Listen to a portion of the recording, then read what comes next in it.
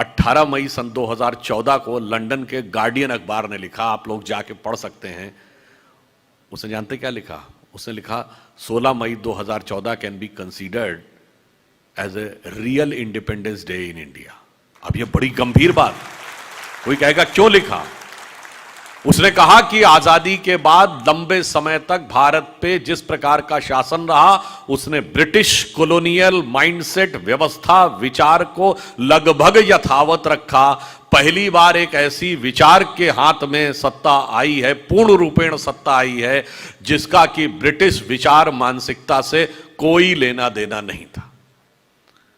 तो आप ये समझिए, इसलिए हम ये कह रहे थे कि वो जो विचार का परिवर्तन उन्होंने प्रारंभ किया था, वह कितने दूर की बात थी। उन्होंने 1920 में इसी नागपुर में पूर्ण स्वराज्य का प्रस्ताव रखा था, जो कतिपय कारणों बस पारित नहीं हो पाया। एक तो वो इस चीज को प्रमाणित करता है कि जब पूर्ण स्वराज्य का विषय आया और वो 1920 में नागपुर में पारित नहीं हो पाया, आप सभी को शायद बहुत से लोगों को पता हो कि हम गणतंत्र दिवस 26 जनवरी को क्यों मनाते हैं।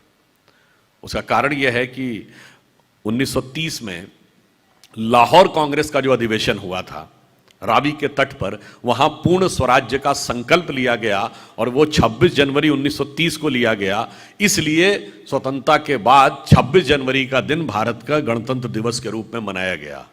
परंतु ये एक तथ्य भी तो जाने अनजाने में उजागर कर दे रहा है कि इसका मतलब पूर्ण स्वराज्य की लड़ाई तो 1930 में शुरू की, उससे पहले तो हम आंशिक लड़ाई लड़ रहे थे, यानी वायसराय की एग्जीक्यूटिव काउंसिल में कंसेशंस की बात कर रहे थे। जबकि डॉक्टर साहब ने 1920 में नागपुर में, कभी आपने विचार किया कि उन्होंने क्यों कहा पूर्ण स्वराज्य की बात 1920 में? कारण जानते क्या है कि जब प्रथम विश्व युद्ध प्रारंभ हुआ 1914 में, तो कांग्रेस ने इस विचार से कि शायद विश्व युद्ध के बाद अंग्रेज हमको स्वतंत्रता दे देंगे, बाकायदा प्रस्ताव 1914 में पारित करके विश्व युद्ध में गवर्नमेंट का समर्थन किया।